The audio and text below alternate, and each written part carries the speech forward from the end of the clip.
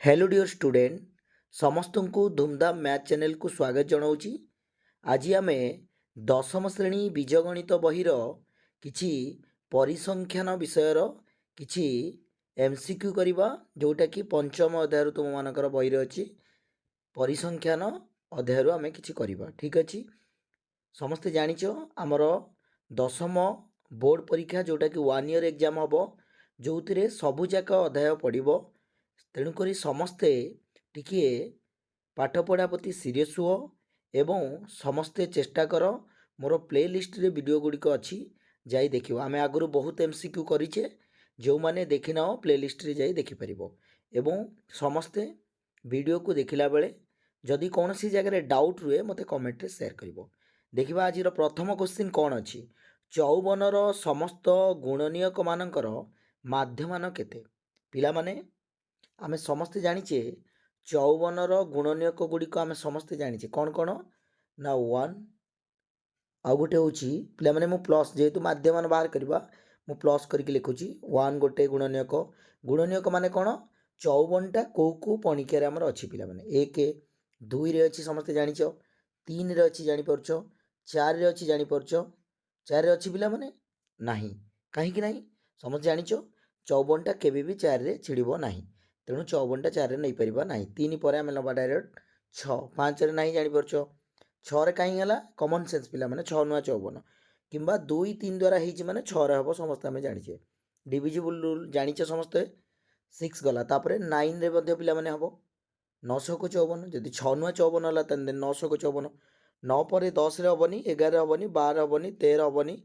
14 हबनी पिला माने 15 हबनी 16 17 18 रे हबो पिला माने आमे समस्त जानिछे 18 3 की 54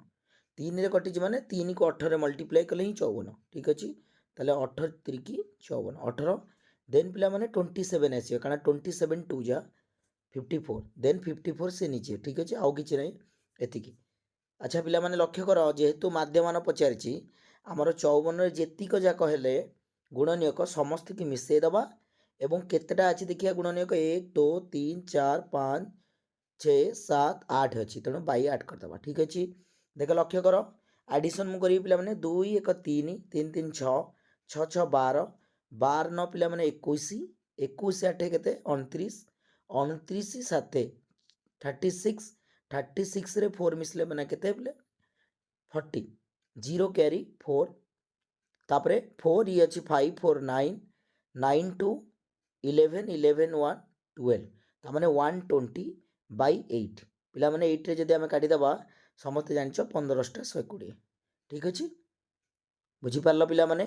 तो यार आंसर हला केते 15 तले 15 होची 54 रो समस्त गुणनीय मानकर माध्यमान केते पिला माने 15 कोठी ऑप्शन अछि देखो पिला माने लक्ष्य करो ऑप्शन ए तुम मानकर सही आंसर फर्स्ट ऑप्शन अछि ए 15 जोटा माने तुम मानकर सही उत्तर। ओके नेक्स्ट क्वेश्चन की पिला माने जीवा देखिबा कोन अछि लक्ष्य कर एटार क्वेश्चन अच्छी प्रथम 49 गोटी गणन संख्यार मध्यमा केते पिला माने प्रथम 49 गोटी गणन संख्यार मध्यमा केते पिला माने आमे समस्त जानिचे मध्यमार आमे समस्त दुईटा सूत्र जानिचे जदि 49 टी पचारिछि ता माने 49 टा होची कोन गोटे अजुग्म संख्या तेणु जदि अजुग्म संख्या हला ताले आमे जानिचे n+1/2 तम लब्धांक होची हमर मध्यमा ता माने n+1 केते 49 n टा अजुग्म +1/2 कर दबा 50/2 तम लब्धांक मन रख 50/2 हेले केते 25 25 नो पिला माने 25 तम लब्धांक जी हबो सी होची हमर किए ना मध्यमा तेणु देख मु जदि 1 रु 49 भितर स्टार्ट करिवि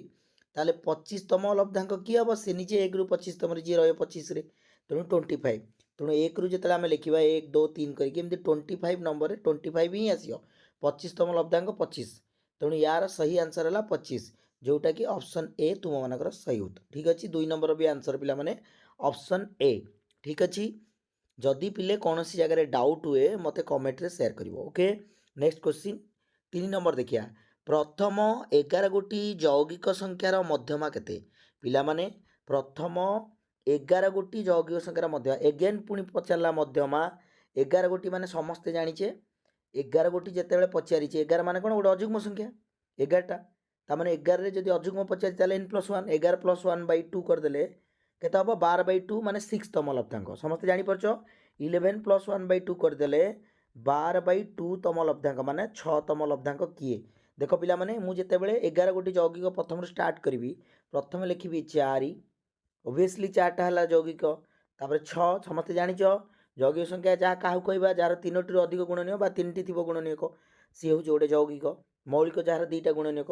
4 6 तापर लिखिपर आम 8 तापर 9 तापर 10 देख पिला माने मुझे सब जगह 11टा लिखा दरकार नहीं मत दरकार 6टा 6 तम लब्धांक 3 होगा आ गोटे 9 है 9 पर आम लिखिपर 10 तापर लिखिपर 12 केतटा देख 3 3 6 तार 12 पड़ुची 6 तम लब्धांक पड़ुची 12 ठीक अच्छे पिला माने तो 12तम लब्धांक आमर हूँ सही आंसर देखा 3 नंबर आंसर पिला माने 6तम लब्धांक किए ना 12 ऑप्शन बी तुम मानकर सही आंसर ठीक अच्छे ताले 11 गोटी प्रथम 11 गोटी यौगिक मध्यमा केते 12 मन रहा पिला माने नेक्स्ट क्वेश्चन 4 नंबर को जीवा 4 नंबर क्वेश्चन अच्छी पिला माने प्रथम 9 गोटी गणन संख्या रो मध्यमा 15 गोटी गणन संख्या मध्यम ठारू केते कम पिला माने इंपोर्टेंट क्वेश्चन प्रथम 9 गोटी गणन संख्यार मध्यमा मुझे कही 9 गोटी माने कौन करवा अजुग्म आसीगला 9+1/2 तम लब्धांक किए 9 क 10 पाइले पंचम तम लब्धांक अच्छा प्रथम रू जदि आम स्टार्ट रू लिखा 1 2 3 4 5 पंचम तम लब्धांक सी निजे 5 पड़ो ठीक अच्छे 5 तार पंचम तम लब्धांक 5 पुणी 15 गोटी लब्धांक कही गणन संख्यार मध्यमा बाहर करिया देख 15 गोटी जो करा 15 मिश्रण 1/2 करवा माने 16 16/2 हेल्ले के 8 तार 8 तम लब्धांक 2 अष्टा 16 8 तम लब्धांक कि 8 जदि 1 गणन संख्या स्टार्ट करवा ताल 8 तम लब्धांक कि हम 8 हम 1 रु तेणु देख 5 ये है 8 ये केते अच्छी कम ताठू 3 कम तो ओबियसली माने 8 रु 5 गले 3 ताले केते कम हम ना 3 कम हम ताले ऑप्शन सी तुम मानकर सही आंसर 4 नंबर आंसर है पिला माने ऑप्शन सी 3 हूँ तुम कम हम ठीक अच्छे नेक्स्ट क्वेश्चन को जीवा देखा 5 नंबर पिला माने लक्ष्य कर एथिमध्यरु केउंटी केंद्रीय प्रवणता नुहे समस्ते जानिच केंद्रीय प्रवणता आम क्या नहीं करुचे मध्यमा माध्यमान एवं गरिष्ठक 3टा आम जापर केंद्रीय प्रवणता किंतु समांतर मध्यक जो ऑप्शन बी टी अच्छी तुम मानकर से हूँ केंद्रीय प्रवणता नुहे तेणु 5 नंबर ऑप्शन बी हूँ सही आंसर ओके तापर पिला माने नेक्स्ट क्वेश्चन को जीवा कौन अच्छी देखा 6 नंबर पिला माने लक्ष्य कर एटार क्वेश्चन अच्छी गोटे तथ्यावलीर माध्यमान 15 और गरिष्ठक 12 हेले मध्यमा निर्णय कर पिला माने एटा इंपोर्टेंट क्वेश्चन कारण आम जानीचे मध्यमा माध्यमान गरिष्ठक भितर गोटे संबंध अच्छी पिला माने समस्ते फर्मुलाटा को मन रखिब m0 इज इक्वल टू माने गरिष्ठक इज इक्वल टू 3md माने 3 इंटू md माने कौन पिला माने मध्यमा -2m ये फर्मुलाटा आम समस्ते जानी ओके लक्ष्य कर कौन पचार क्वेश्चन आमको ना गोटे तथ्यावलीर माध्यमान 15 देछि माध्यमान कोटा पिला माने एटा 2m देछि mटा केते 15 देछि लिखिदेबा ता जगह रे माइनस आमको गरिष्ठक 12 देछि ता माने m0 टा हला 12 लिखिदेली m0 is equal to 3md मध्यमा पचार md पचार ता माने 3md तो जानी ने लिखि रखिया सेमते ओके पिला माने ता माने 12 is equal to 3md minus 2 into 15 कहीं लिखिली जेहेतु माध्यमान हला 15 जहाँ जगह जहाँ अच्छी ताकू केवल पुट करुचे ओके देख पिला माने 12 ये हो 15 दुगुणे 30 30 हेल्ले लक्ष्य कर पिला माने मुझे ये 2 को 15 गुणे 30 एपट हम -30 तो एपट को पलि आसले +30 हो माने 3md इज इक्वल टू केते 12 + 30 12 + 30 माने समस्त जानिचे केते हबो 42 हबो पिला माने 42 इज इक्वल टू 3md आमको दरकार md माने मध्यमा md इज इक्वल टू केते हबो पिला माने 42/3 बुझी पारलो ना नहीं 42/3 हेले 14 3 की 42 समस्त जानिच ताले 14 हेला तुम मानकर मध्यमा ओके ताले हमर आंसर होची कोठी अछि 14 देखिबा 6 नंबर क्वेश्चन रे ऑप्शन बी तुम मानकर सही आंसर ओके 14 हेला तुम मानकर सही आंसर md मध्यमा हला 14 6 number answer okay option B next question देखिबा 7 नंबर को पिला माने जिबा कौन क्वेश्चन है देखो गरिष्ठक कहले कौन बुझ पिला माने देखो ऑप्शन अच्छी सर्वनिम्न बारंबारता विशिष्ट लब्धांक सर्वनिम्न पचार ना पिले सर्वाधिक सब जो लब्धार बारंबारता सर्वाधिक ସେଇଠି ହେଉଛି ତୁମର ସହି ଆନ୍ସର। ଦେଖ ଏଠି ଅପସନ୍ ବିରେ ଅଛି ଲବ୍ଧାଙ୍କ ଗୁଡ଼ିକର ହାରାହାରି ମୂଲ୍ୟ କେବେ ନୁହଁ, ସର୍ବାଧିକ ବାରମ୍ବାରତା ବିଶିଷ୍ଟ ଲବ୍ଧାଙ୍କ, ଏଇ ଗୋଟେ ଅପସନ୍ ସି ତୁମମାନଙ୍କର ସହି ଆନ୍ସର। ଭଲ ଭାବରେ ଲକ୍ଷ୍ୟ କର, ସର୍ବାଧିକ ବାରମ୍ବାରତା ବିଶିଷ୍ଟ ଲବ୍ଧାଙ୍କ,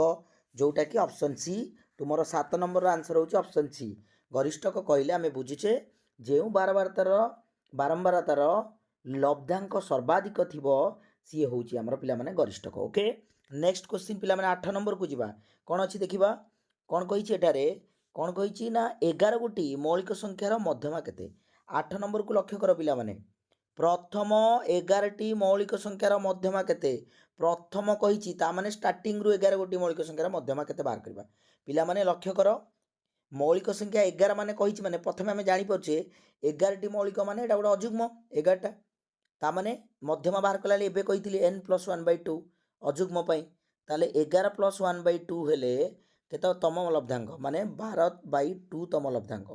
ତାମାନେ 212 6 ତମ ଲବ୍ଧାଙ୍କ ହେବ ଆମର ସହି ଆନ୍ସର। 6 ତମ ଲବ୍ଧାଙ୍କ କିଏ ପ୍ରଥମରୁ, ମାନେ 11ଟି ମୌଳିକର ପ୍ରଥମ 6 ତମ 11 ମୌଳିକ କିଏ ଦେଖିବା।